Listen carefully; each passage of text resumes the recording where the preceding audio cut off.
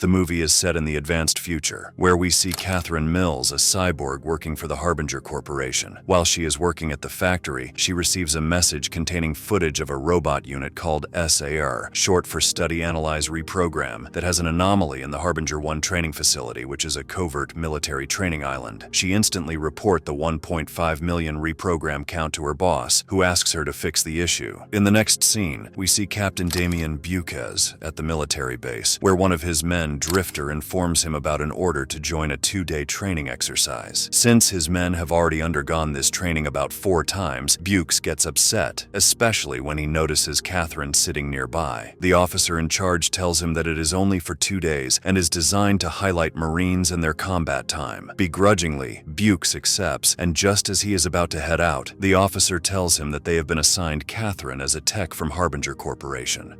Catherine follows him and introduces herself, after which she explains that she is there to observe the hardware of the field they will be training in. Bukes asks her to observe the men too, but she insists that her company is a vendor for the military, so she cannot be responsible for the soldiers. Already annoyed, Bukes asks her to hurry along if she doesn't want to be left behind and to turn off her eye scanner as it irritates him, but she tells him it does not have a switch. Once they board the plane, Catherine meets Bukes' team, consisting of Drifter, Goodwin, Cutbill, Robinson, Loftus, and Hackett, and the plane departs for Harbinger 1. During the flight, Catherine scans everyone as per her norm. When Robinson, who has tech implants in his eyes, notices that she is scanning him, he points his rifle at her. Catherine leans in a little and instantly disarms the weapon. As it happens, she can control any machine, even from afar. As the plane nears Harbinger 1, Bukes gives his men the basic instructions and reminds them that they will be monitored as the ammo is live. Catherine notices she can no longer access the global network, so she has no other choice but to switch to the local one. Before they land, Robinson tells Bukes that Catherine has the same tools in her eyes as him, but Bukes reminds him that she is way advanced, as his are not connected to his brain. In the next scene,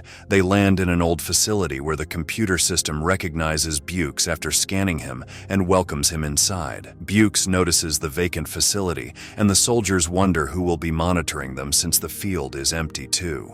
As the plane flies away, Catherine asks Bukes if they have any ground support, but he responds in negative. She tries to make small talk since they got off on the wrong foot, but Bukes cuts her off. The men enter the facility and make their way to a forest. Bukes orders Cutbill to set up his drone to locate the targets and asks the men not to let their guard down as they begin their mission of eliminating AI threats. As Catherine follows them, she notices a drone in the woods, which is unidentifiable by her system. Moving on, the men follow their drone that has locked in on the target's location, and before they take positions, Drifter asks Catherine for her help with his boss. Just then, they are interrupted by 3 surveillance drones. Before Drifter can aim at them, Catherine stops him while she analyzes them. Other soldiers also reported that they found these flying drones. Catherine explains that her boss has created these new drones that he calls his toys. As they have been quantum modified, they have no operators.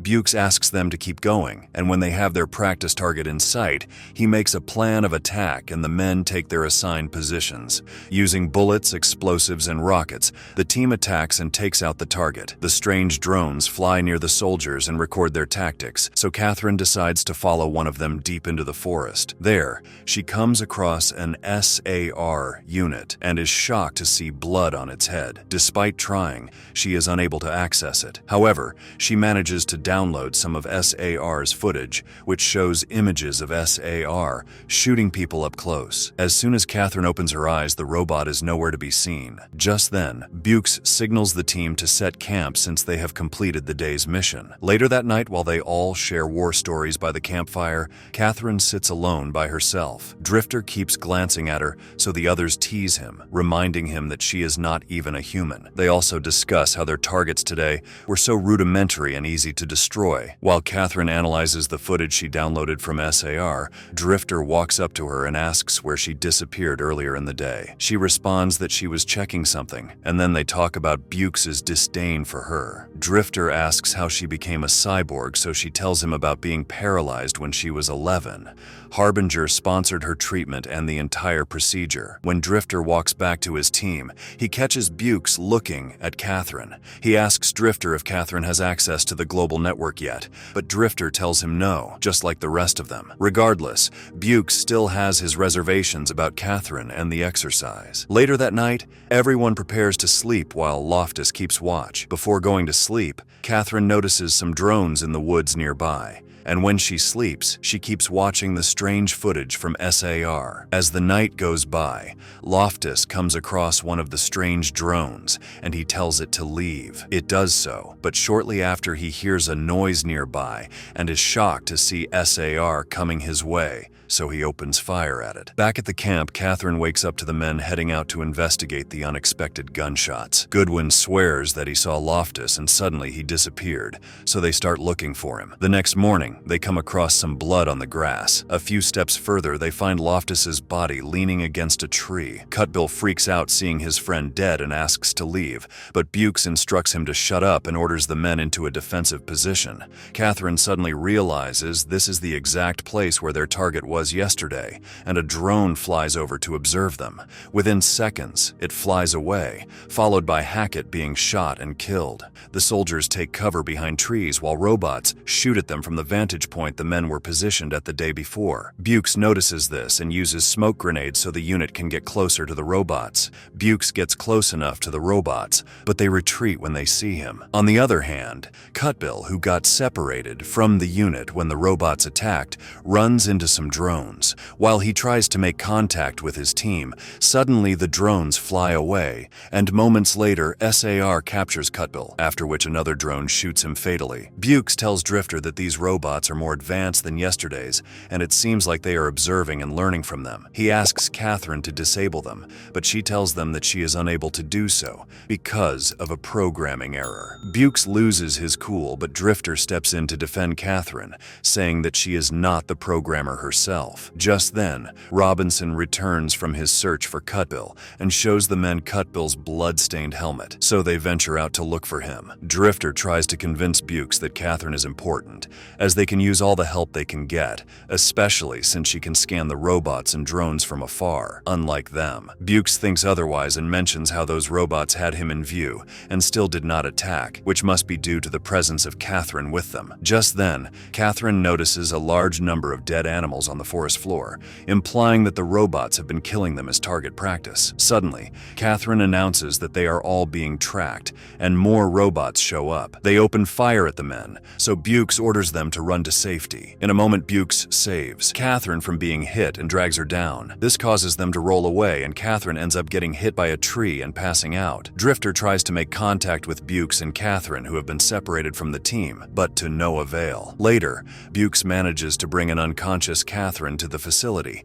and he establishes contact with Drifter, telling him his whereabouts. When Drifter proposes a regroup at the facility, Bukes orders him not to, since the robots could easily find and attack them in the dark. A few hours go by, and Bukes wakes up to the sound of a drone. As the drone flies away, Bukes quickly grabs Catherine and hides behind a wall before SEI shows up.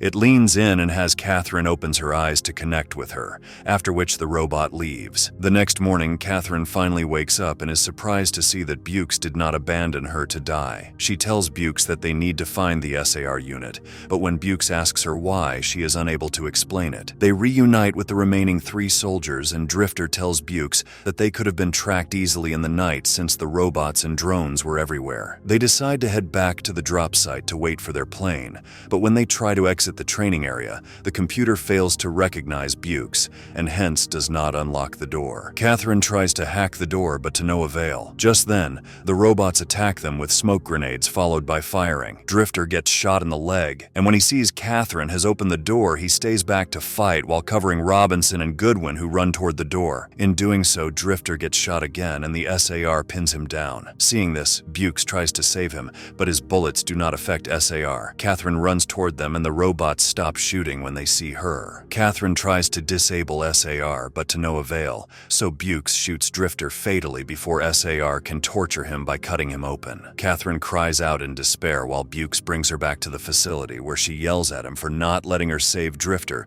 since she was the one who designed these robots. This makes the Marines angry, and Robinson points a gun at her. Catherine explains that she does not know who requested the Marines here, who usually come here themselves for training. She is the one who designed the prototypes, but somehow the warfare AI has advanced beyond her understanding. understanding, which is why she wants to observe S.A.R. in the hope of understanding and controlling them. When asked what they are, she tells the Marines that those robots are meant to replace human soldiers, so no lives are lost in future combat. These robots are designed to learn and improve themselves just like humans. This makes the men angry, and Bukes blames Catherine for the deaths of his teammates. Shortly after, the robots outside start cutting through the entry door, so Catherine opens the personnel area, where they see several S.A.R. units. Bukes instructs Catherine not to turn them on, and instead open another door nearby. When they enter the barrier complex, they are shocked to see the dead bodies of all the employees. Catherine tries to connect with the outside world using a screen,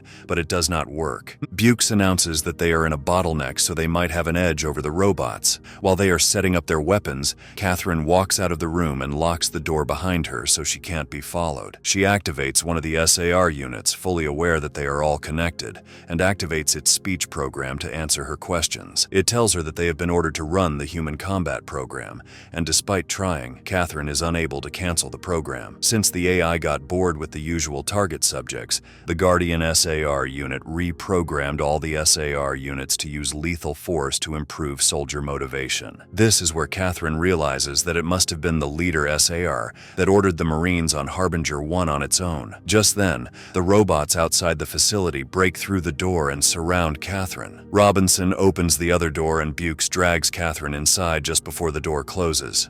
The robots cut through it, but just as they enter the bottleneck room, Bukes sets off the bomb he has placed there. This is where Catherine realizes that the robots carry EMP grenades. The Marines and Catherine make it outside, where they see abandoned cars and training equipment along with dead soldiers. Catherine steals an EMP grenade from a destroyed robot, while the men plant explosives for a siege. Catherine tears up when she views the footage of the final moments of her dead teammates, which motivates her to use the EMP grenade, despite knowing that EMP could kill her or wipe her memory clean. While they wait, Bukes discovers the grenade and Catherine asks him for a detonator so they can use the grenade to target the leader S.A.R., which would deactivate the rest too. Catherine further explains that the reason they are still alive is because the robots wanted them here for better practice. The next morning, the drones attack the facility. Through Catherine's system, the men are able to take out as many robots and drones, but eventually, Robinson dies in gunfire, and Bukes brings an injured Goodwin to a safe spot. Since Goodwin accidentally drops the detonator on the way, Bukes steps out to grab it under heavy gunfire. Catherine beats him to it and waits for the robots to come closer. The S.A.R. orders one of the smaller robots to hit Catherine, and when she is shot, Bukes grabs her before she hits the floor. Just then, the robots are close enough, and Catherine detonates the bomb, destroying the robots but not without incapacitating herself. When the S.A.R. unit still charges at them, Bukes drags Catherine to safety and fights S.A.R., while Catherine uses her control to use Robinson's sniper rifle inside the building to destroy S.A.R. In its final moments, the robot connects to her again and downloads its data into her before it shuts down, and Catherine loses consciousness. In the end, a military aircraft comes to rescue Bukes, Goodwin, and Catherine. While the soldiers head toward the plane, Catherine suddenly opens her eyes and we realize that the S.A.R. mission protocol has taken over her. And with that, the movie ends. We hope you enjoyed our recap. Watch other recaps on the screen. Like the video and subscribe to our channel for more amazing recaps. See you in the next one.